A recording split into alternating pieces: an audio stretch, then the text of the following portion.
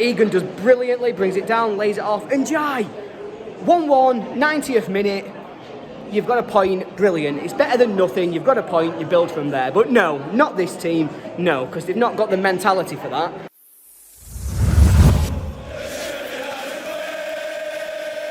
First half Blades, absolute disaster, absolute nightmare. We worried before that Reading would be a team that would soak up pressure and try and hit United on the break, and that is exactly what they have done. 16 minutes, 𝐍𝐶𝐫𝐝𝐕𝐏𝐍, who else? Played in on the break, tidy finish, can't really argue with the finish. They've had other chances as well. 33 minutes, 𝐍𝐶 after a loose Uremovic pass, weaves in the box, lovely skill, hits the post. You thought that 2-0 could have been curtains. Then we've seen moments from Sheffield United, from the first 2 minutes of the first half where it looked quite exciting, to other sporadic moments but nothing consistent. George firing over, deflected, went for a corner when he thought George Baldock could have done better. And then George, a great chance again, George Baldock on 45. Should have hit it first time, delayed, and the Blades going at the break, a goal down. Let's hope second half they can actually convert one of the chances. Well, Blades, that were awful. Thought they were rubbish, to be honest, for the entire second half.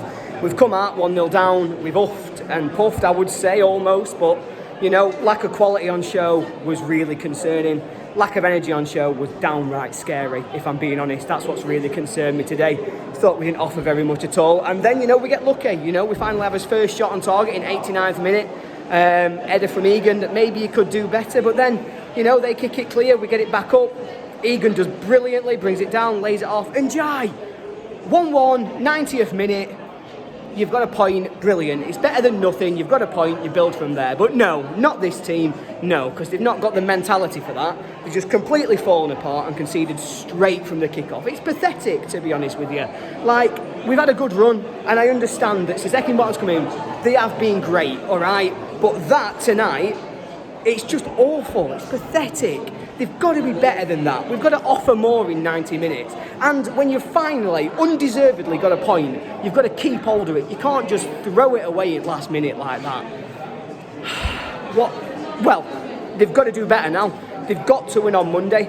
And hopefully, you know, other teams have done us a favour. I've not checked results.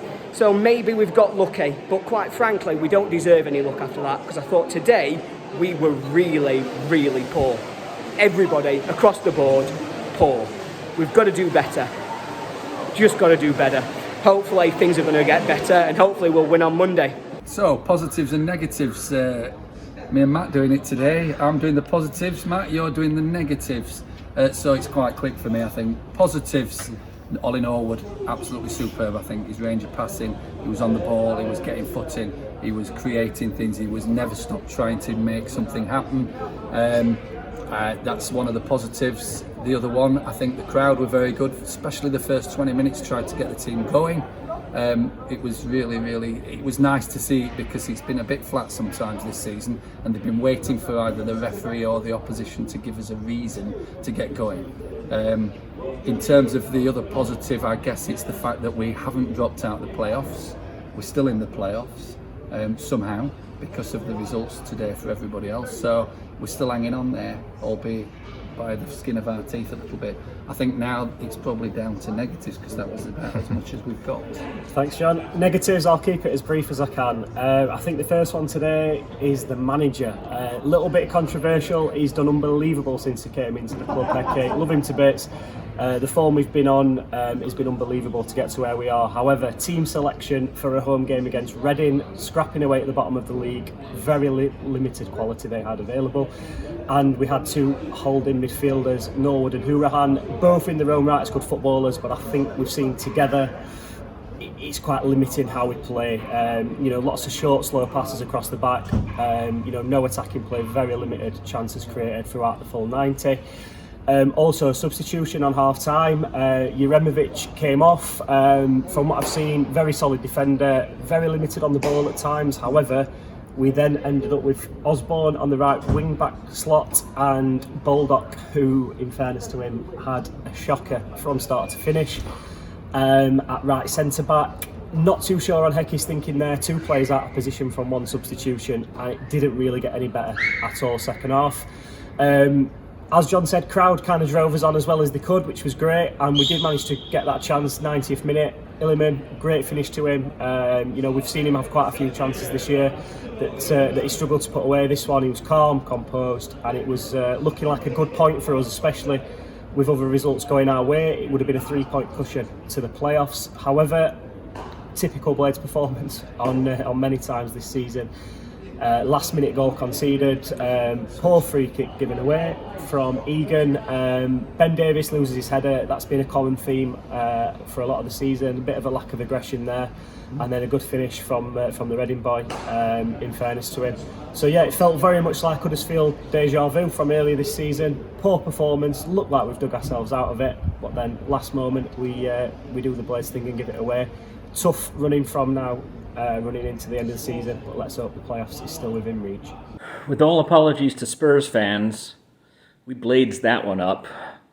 Unbelievable. An extraordinary capitulation by this Blade side, who just looked a shell of themselves today, really. And it's my job to pick up the pieces and do these ratings. So it's not going to be pretty, be warned. Let's start, as always, with League One West. Not much he could really do for either goal. Made a decent save in the first half, so he gets a 5 from me. George, I'm always offside. Baldock gets a 4 today. Gets into decent positions, but is either offside or doesn't create himself a chance to shoot. Got to do better. Big Phil only played 45 today, gets a 5 from me. Not much to report for him. John Egan, headed one right at the keeper at the death before our equaliser. Did get the assist for the equaliser. Looked out of position for Reading's winner. So a 4.5 for me for Big Eags. Ben Davies, diabolical today. At fault for both goals, a 3 from me. Enda on the left, not much to report either way. A couple decent passes down the channels and gets a 5 from me today. Connor Hourahan, I thought, was poor. On a team that was poor all around, Connor Hourahan and Ben Davies stood out for me. He gets a 3.5. His best moment of the day was a flick right outside our penalty area that led to Reading getting a shot on goal that West got down to save. Ben Osborne, fair credit to him. He'll run around wherever you put him. He's played really well for us, but right side of midfield was not the right choice, and he gets a 4 from me. Morgan Gibbs-White, really the man that keeps us ticking. My personal vote for player of the season. Wasn't ticking today and gets a 4.5. And I will say that's a troubling thing, that we need Morgan Gibbs-White to be successful. We need to be more of a team and not so dependent on him.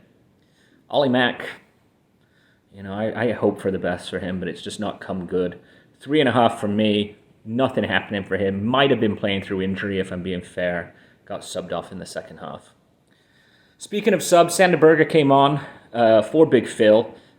When he gets going, and today he did not get going, and he gets a 5 from me. Jebo came on, showed his flashes of pace, barely touched the ball.